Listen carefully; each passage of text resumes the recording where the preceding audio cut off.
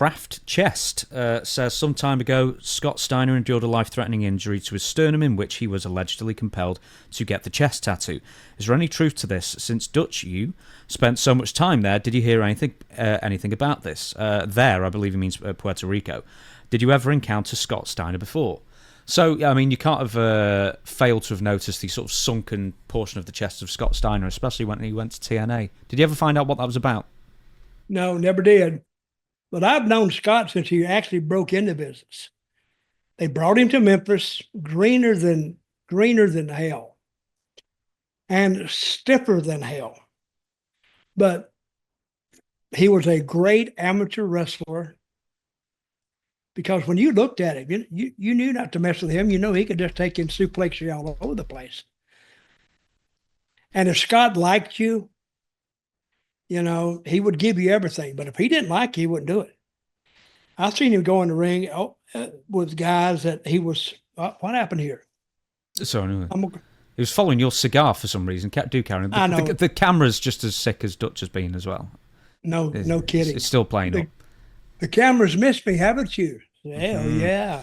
What if the camera nodded his head up and down, like you're talking to me? Oh, he won't do anything you'd want it to do. I know that.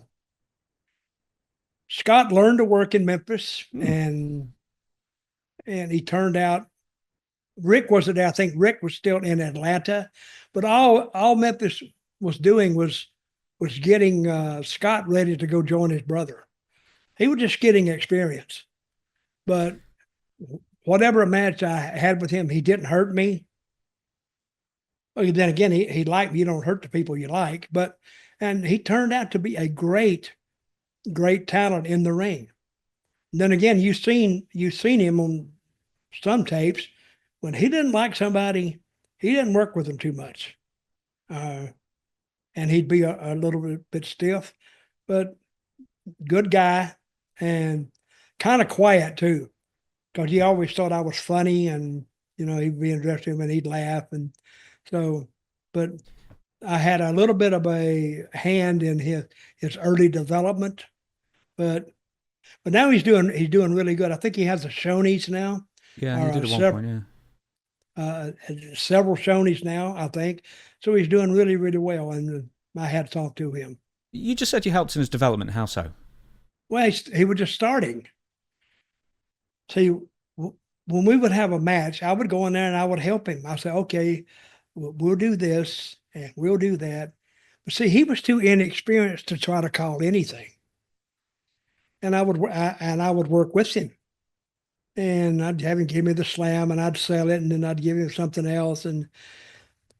But see, the rule of thumb was the better you make your opponent look, and it wasn't hard to make him look good because he looked the part.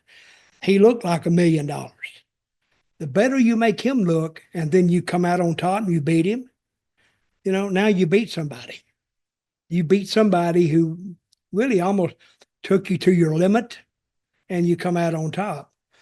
And I think he would have been ready for the main event scene after about 6 months, 8 months of training. So he had that much promise even then? Oh, yeah. When he would get in the ring, his body gave him the promise. Plus, he was an athlete, too. Yes, when he got in the ring, the people knew if he walked into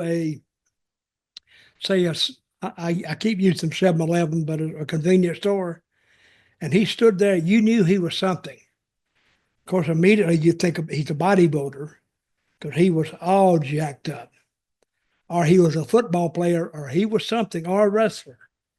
And because when you looked at him, see, that's part of the thing the wrestler has to do. The wrestler has to look the part too.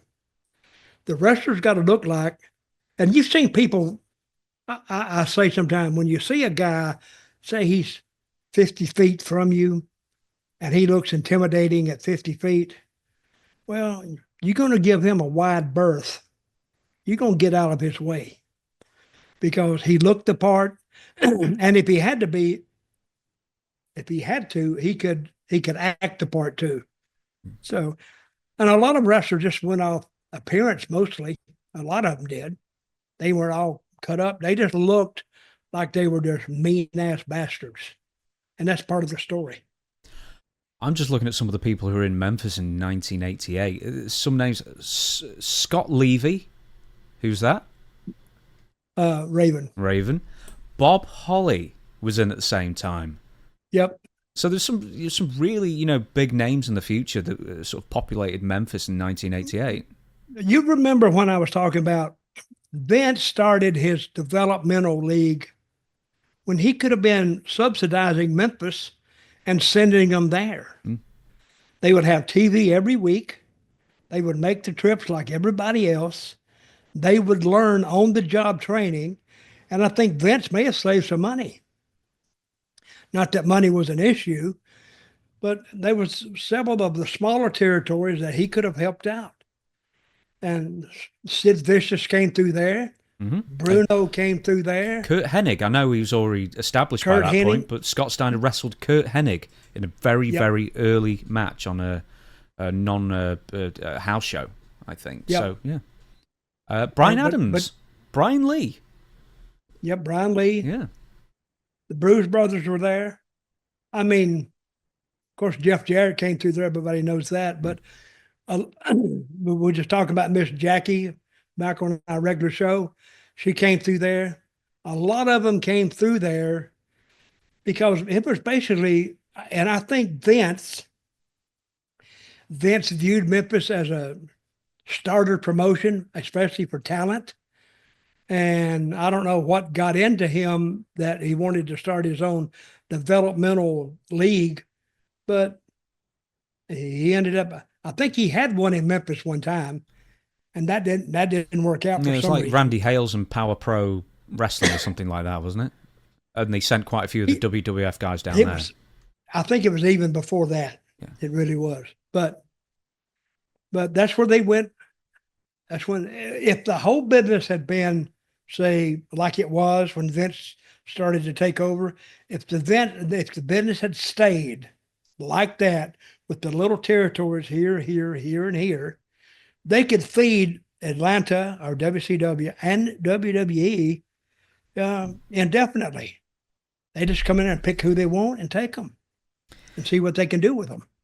Bringing it back to Scott Steiner, so you knew him when he was just breaking into the business or, a year or two experience. How did he change by the time you knew him in TNA? Was he more brash? Was he more bold? Or was he actually just the same guy mostly? Quite quiet? Oh, he was the same guy to me, but he didn't give a crap. He'd go back and he'd be in the dressing room, I ain't doing this, I ain't doing that, and blah, blah. Most of it was just playing around, but they treated him very good in TNA when I was there. And he was treated and they paid him good money. I know that. Because Dixie Carter was the forerunner of Tony Khan. She had the money. Tony pays a lot more money than she paid, but things are different. But he was good in TNA. Great. I remember one time we had him do the commentator role. Oh my God. He was hilarious. So it's like they had taken over the show and we fired our two announcers and I forgot who they put in on the other one. It was Scott Steiner and somebody else. It wasn't Nash or Booker T, was it? Well, Booker T was already there, I think. And Nash did it for a while too. But turning Nash loose on an open mic, he's hilarious. He's funny just to sit down and talk to. He really is. But made a lot of trips to that guy. Just so you know, he suffered a chest injury which partially caused the tear, and then it got a lot worse when he had I think he endured a torn trachea down in Puerto Rico, and basically that's what. Yeah. No, I wasn't there when that happened. I think Jeff was there. He'd come in for a shot. This is something I'm pulling out my head from years ago. I want to say something. The medical system in Puerto Rico is nowhere near than it is in the United States. He could have died from that. And I'm not familiar with how many days or how bad it was, but I'm thinking he should consider himself lucky that he survived it, because Puerto Rico is it's not a main U.S. destination. So I think the medical system would be,